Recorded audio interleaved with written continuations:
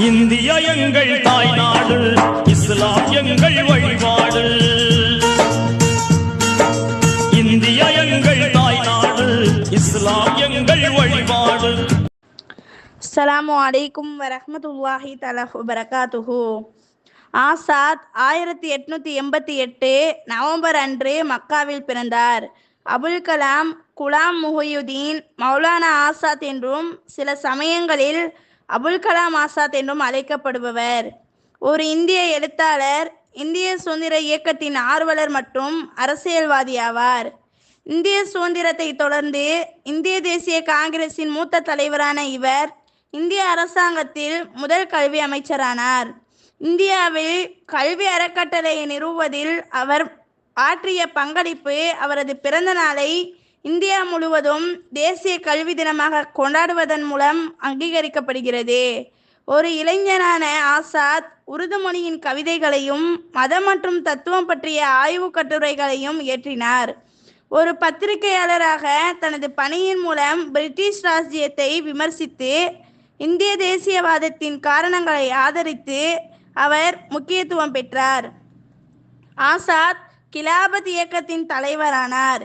இதன்போது அவர் இந்திய தலைவர் மகாத்மா காந்தியுடன் நெருங்கிய தொடர்பு கொண்டார்.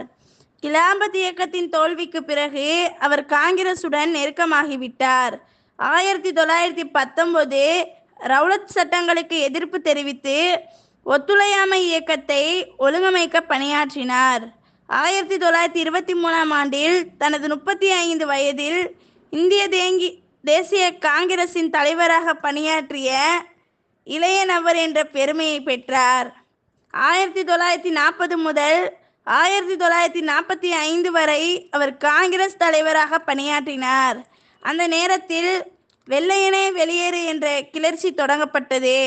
ஆசாத் முழு காங்கிரஸ் தலைமையுடனும் சிறையில் அடைக்கப்பட்டார். அல் ஹிலால் செய்தித்தாள் மூலம் இந்த முஸ்லிம் ஒற்றுமைக்காகவும் அவர் பணியாற்றினார். அவர் பிறந்தபோது ஒட்டோமான் பேரரசின் ஒரு பகுதியாகவும் இப்போது சவுதி அரேபியாவில் ஒரு பகுதியாகவும் இருந்தது.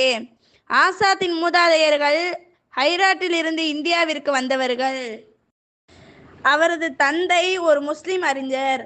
அவர் தனது தாய்வழி தாத்தாவுடன் டெல்லியில் வசித்து வந்தார். ஏனெனில் அவரது தந்தை மிக இளம் வயதிலேயே இறந்துவிட்டார். 1957 ஆண்டு இந்திய கலகத்தின் போது அவர் இந்தியாவை விட்டு வெளியேறி மக்காவில் குடியேற்றினார். அவரது தந்தை முகமது கைருதீன் பின் அகமது அல் ஹுசைனி 12 புத்தகங்களை எழுதினார். அவரது தாயார் ஷேக் முகமது பின் ஜாகர் அல் வத்ரியின் மகள் ஷேக் அலியா பின் முகமது ஆவார். அவர் மதினாவைச் சேர்ந்த ஒரு புகழ்பெற்ற அறிஞர் ஆவார். அவர் அரேபியருக்கு வெளியேயும் நற்பெயரை கொண்டிருந்தார். ஆசாத் 1890 ஆண்டு தனது குடும்பத்துடன் கல்கத்தாவில் குடியேறினார்.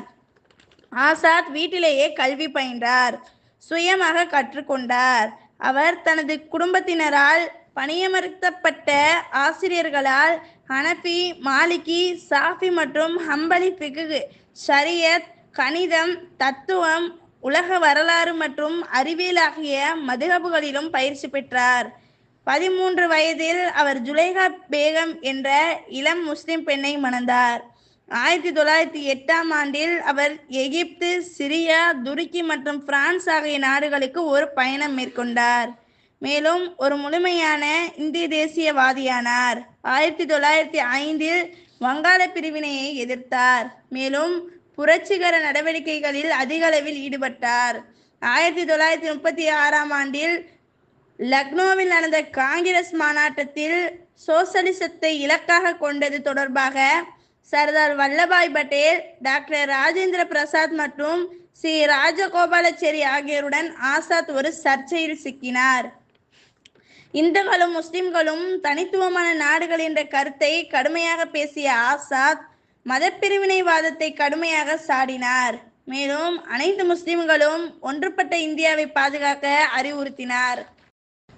அனைத்து போராட்டங்களிலும் இவர் கலந்து கொண்டதால் அரசு இவரை கைது செய்து சிறையில் அடைத்து வன்மையாகவும் வல்லமையாகவும் பேசிய இவர் பல நூல்களை எழுதியவர். வாளினும் வலியது பேனா என்ற முதுமொழிக்கு ஆசாத்தின் பேனாவை விட சிறந்த லட்சணங்களுக்கு உறைவிடமான இவர் 1950 காலமானார். இன்னா லில்லாஹி வ இன்னா இலைஹி ராஜிஊன். அஸ்ஸலாமு அலைக்கும் வ ரஹ்மத்துல்லாஹி தஆலா வ பரகாத்துஹு.